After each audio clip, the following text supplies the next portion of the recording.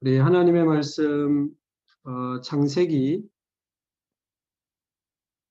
24장 61절에서 67절까지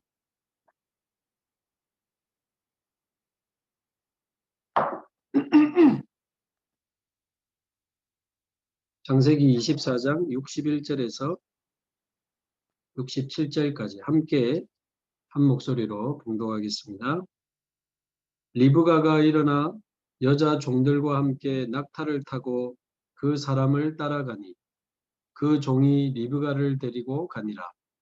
그때에 이삭이 브엘라에로이에서 왔으니 그가 네게브 지역에 거주하였습니다. 이삭이 저물 때에 들에 나가 묵상하다가 눈을 들어 보매 낙타들이 오는지라.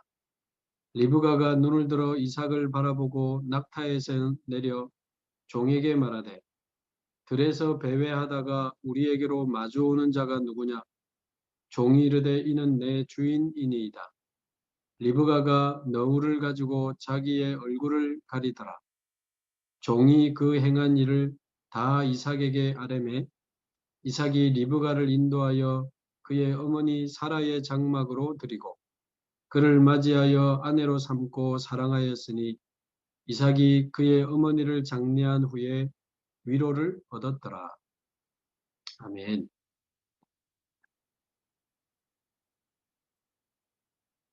네, 오늘은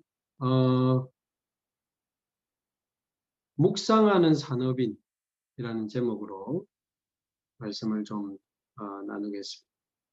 묵상하는 산업인. 창세기에 보면 크게 네 인물이 나옵니다. 아브라함, 그 아들 이삭, 또 그 아들 야곱, 또 그 아들 요셉. 이 네 사람에 대한 이야기가 창세기에 나오고 있는데요. 이 네 사람 중에 고난 없이 가장 많은 응답을 받은 사람이 이삭입니다. 앞으로 이삭에 대해서 차근차근 보게 되겠는데 그 당시는 물이 중요하고 귀했기 때문에 샘을 파는데 자꾸만 옆에서 뺏어가는 겁니다.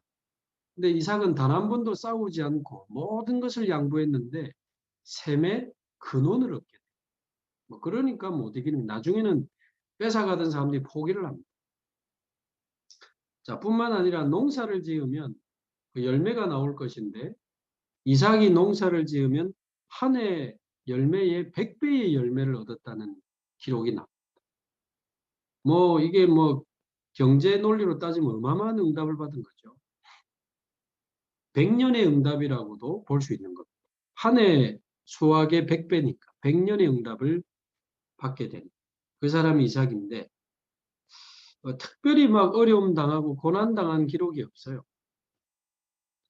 그래서 여기 있는 우리 법인에 사랑하는 소중한 하나님의 사람들이 가능한 이삭처럼 특별히 고난 없이 특별히 가정에 어려움 없이 샘의 근원을 얻고 100년의 응답을 누리는 그런 우리 산업인 가정 되셔서 마음껏 교회를 살리고 마음껏 현장을 살리고 이 시대 정말 후대를 마음껏 살리고 세계복음화에 최고로 쓰임받는 그런 귀중한 인생, 가정, 우리 법인 되면 좋겠습니다.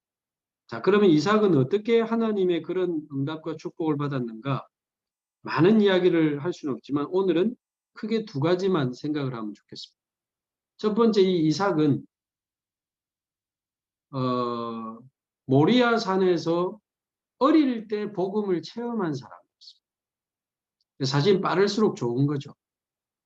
그래서 우리 읽어 나왔던 대로 아브라함이 모리아 산에서 하나님이 아들 이삭을 바치라고 할 때 이삭이 번제로 드려질 뻔했던 자기가 죽임 당해야 되는데 자기 대신 수양이 번제로 드려지는 그게 바로 우리가 하나님을 떠나서 우리가 영육간에 저주받고 망해야 되는데 우리 대신 예수 그리스도께서 십자가에 못 박혀 피 흘려 죽으신 그 예수 그리스도를 상징한단 말이죠. 그러니까 희생제사, 나를 대신하여 죽으신 예수 그리스도.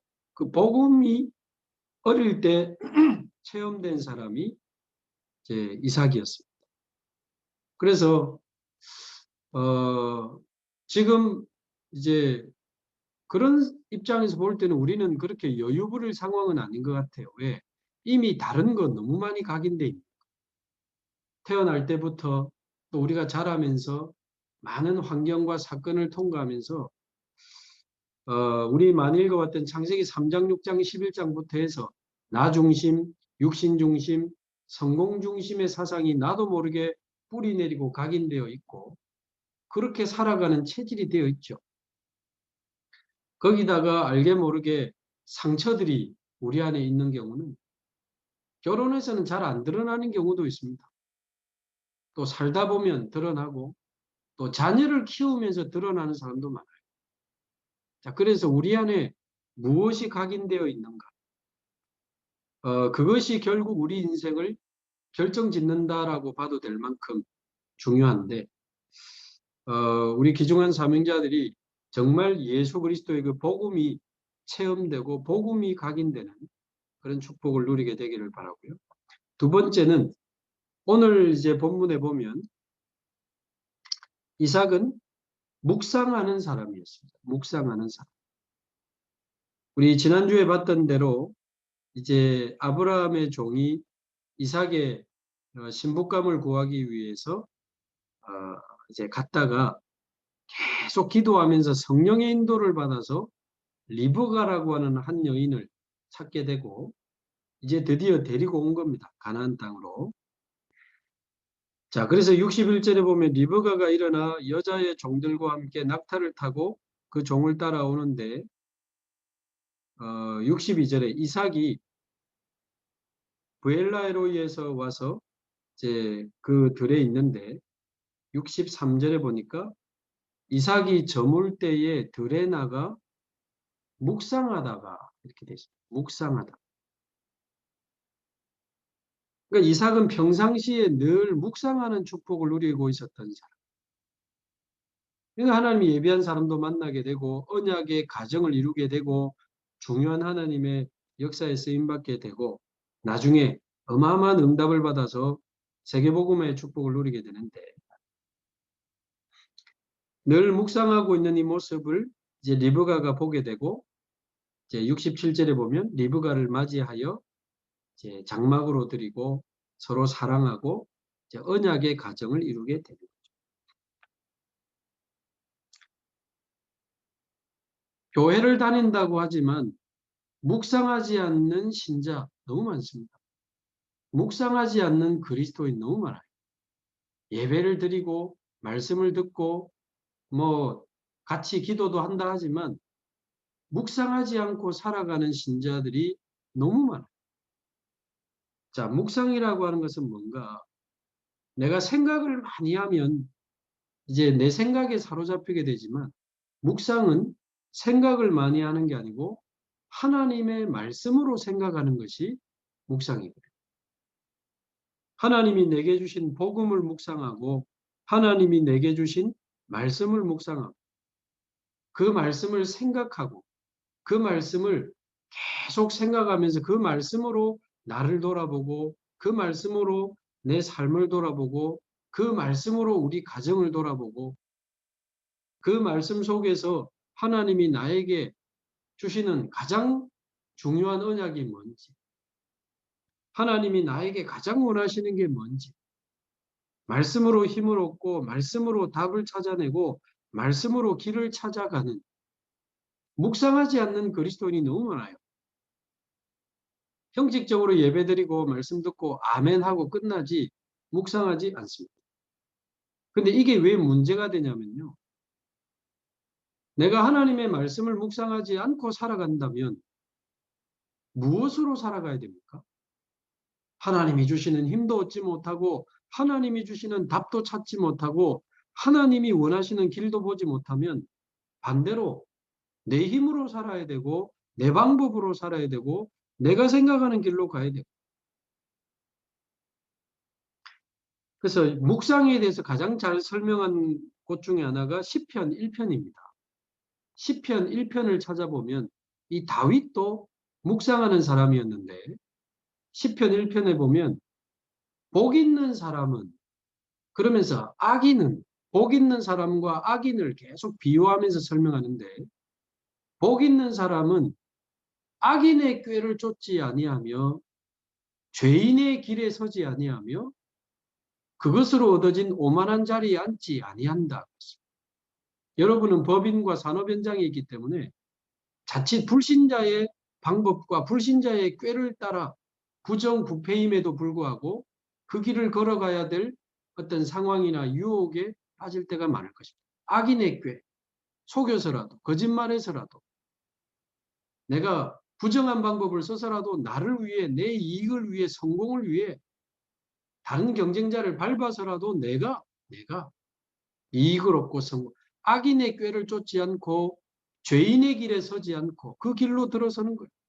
그렇게 해서 얻어진 소득으로 굉장한 걸 얻으니까 오만한 자리에 앉게 돼요. 하나님도 무시하고 하나님의 말씀도 우습게 보이고 내 생각대로 내 방법대로 밀고 나가는데 대단해 보이죠. 그러나 시편 1편을 계속 읽어보면 그러나 복 있는 사람은 악인의 꾀, 죄인의 길, 오만한 자리에 앉아 오직 여호와의 율법을 여호와의 말씀을 즐거워하여 그 말씀을 주야로 묵상하는 자로다. 이렇게 되어 있습니다. 여호와의 말씀을 즐거워하여 억지로가 아니고 즐거워하여 주야로 묵상하는데 저는 시냇가에 심은 나무와 같다. 참 굉장한 표현이죠. 나무가 아니고 시냇가에 심은 나무. 그럼 뿌리가 어디로 내려가겠습니까? 샘의 근원까지 뻗어가겠죠.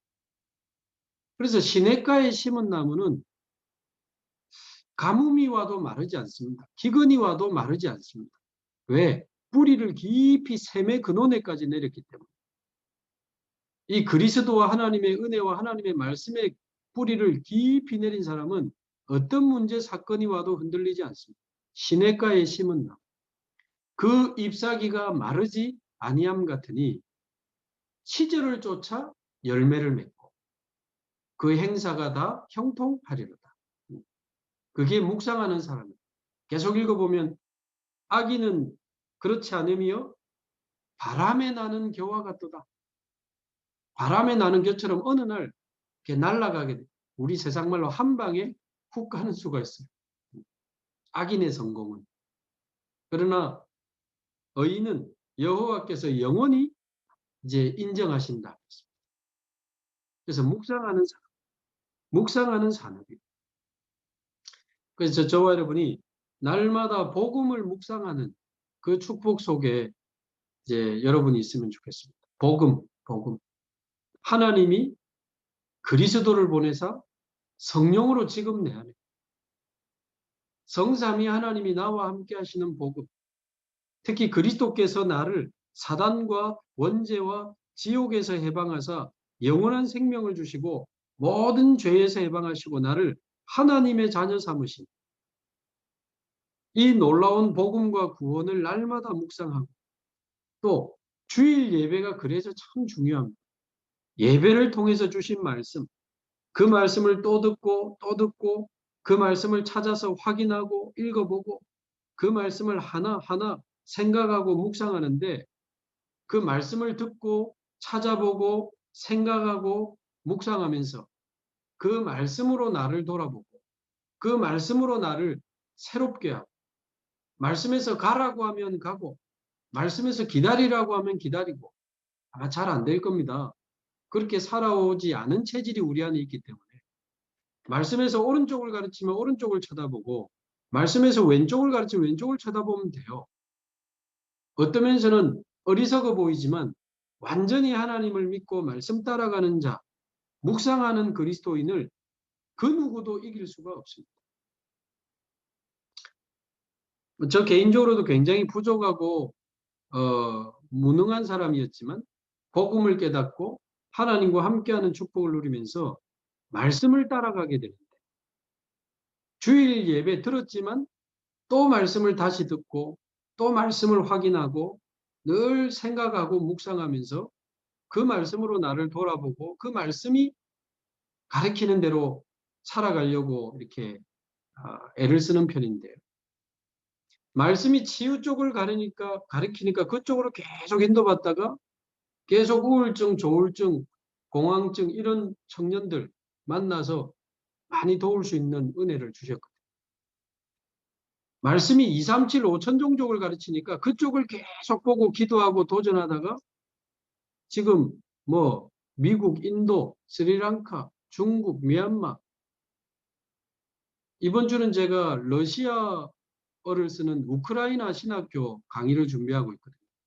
10월 마지막 주에 3일 동안 우크라이나 신학교 강의를 해야 돼요.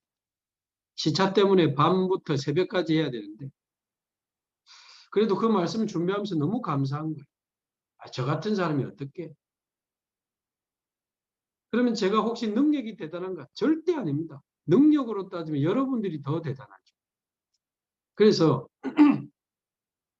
저와 여러분이 묵상하는 그리스도인이 되시면 좋겠고 예배 절대 놓치지 마시고 하나님 주신 말씀을 거의 듣고 잊어버립니다. 마음에 담지 않습니다. 그 말씀으로 살아가지 않습니다. 대부분의 그리스도인. 그래서 저와 여러분은 하나님의 말씀을 하나님의 말씀으로 받게 되기를 바라고 여러분 일 처리할 때 대충 하지 않잖아요. 정확하게 해야 되는 거 아닙니까? 하나님의 말씀을 정확하게 이해해야 됩니다. 그래서 듣고 또 듣고 확인하고 또 확인하는 거죠. 하나님의 말씀을 하나님의 말씀으로 정확하게 받아서 내 마음에 깊이 담아야 됩니다. 거의 마음에 담지 않고 살아갑니다. 마음에 깊이 담아야 되고 그 말씀을 생각하고 묵상하면서 그 말씀으로 살아가야 한다는 거죠. 말씀으로 생각하고 말씀으로 판단하고 어떤 중요한 결정이 있을 때도 바로 결정하지 마시고 예배하면서 또는 말씀 확인하면서 기도하고 결정하는 습관이 굉장히 중요합니다. 그게 별거 아닌 것 같지만 계속 쌓이고 연결될 때는 성령 인도 받는 삶에 굉장히 중요한 부분이 되는 거죠. 결론적으로 장황하게 이야기할 거는 아니지만 지금 복음을 방해하는 이 사단의 전략은 특히 뉴에이지 팀들을 통해서 명상운동으로 지금 전 세계 엘리트들을 사로잡고 있습니다. 뉴욕에 있는 수많은 엘리트들이 명상합니다. 일본, 미국, 전 세계. 그런데 이 명상은 묵상의 반대말이라고 볼 수 있어요. 뉴에이지에서 가르치는 것처럼 내가 신이 되는 것이 구원이다. 네가 하나님이 되는 거다. 네 속에 어마어마한 무한한 잠재력과 네 안에 있는 무한한 신성이 있기 때문에 네 안에 있는 잠재력을 개발하고 네 안에 있는 숨은 영웅을 찾아내고 이 명상을 통해서 다른 세계를 만나고 우주와 접촉하는 이런 굉장한 논리로 명상운동을 펼쳐나가고 있는데 그 마태복음 12장 43절 45절에 있는 것처럼 큰일 납니다. 안에 예수 생명 없이 하나님이 함께하지 않는 사람이 명상운동을 깊이 하면 영적으로 굉장히 시달리다가 완전히 깊이 들어가면 귀신 보인다고 해요. 그 단하는 사람 명상 깊이 하는. 그게 영적으로 굉장히 위험한 겁니다. 그러나 반대로 저와 여러분은 그리스도를 소유한 하나님의 자녀요 영원한 생명을 가진 하나님의 자녀이기 때문에 우리가 하나님을 바라보고 복음을 묵상하고 하나님의 말씀을 묵상하는 이 묵상 속으로 들어간다면 성령의 충만함을 받게 되고 하나님이 주시는 무한한 지혜와 능력을 얻어서 내 모든 한계를 초월하는 하나님이 주시는 힘과 지혜와 능력을 가지고 샘의 근원을 얻고 100년의 응답을 누리고 교회와 후대와 세계를 실제로 살리는 응답을 저와 여러분들이 누리게 될 줄로 믿습니다. 그런 의미에서는 지금 명상운동 대 묵상운동이 지금 붙었다고도 볼 수 있는 거예요. 결국 무너질 수밖에 없는 위험한 영적 문제가 올 수밖에 없는 명상운동이지만 우리는 그들까지도 살려내야 되니까 복음과 하나님의 말씀 속에서 좀 깊이 묵상하는. 그래서 아침에 산책하면서 말씀을 들어도 좋고요. 쉬면서 또 호흡하고 기도하고, 또 여러분 출근하면서 말씀을 들어도 좋고, 또 빈 시간에 들어도 좋고, 또 주무시기 전에 말씀을 들어도 좋고, 꼭 하루에 한 번 이상은 말씀을 깊이 들으면서 또 말씀도 좀 찾아보고 생각하고 묵상하는 시간을 꼭 가지시면 좋겠고, 그 묵상 속에서 하나님이 주시는 힘으로 승리하시는 저와 여러분이 되면 좋겠습니다.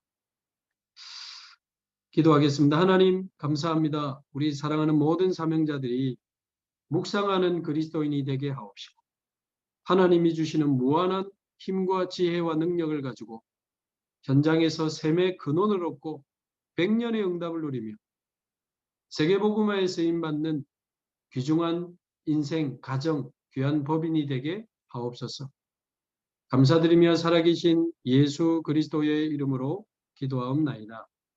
아멘.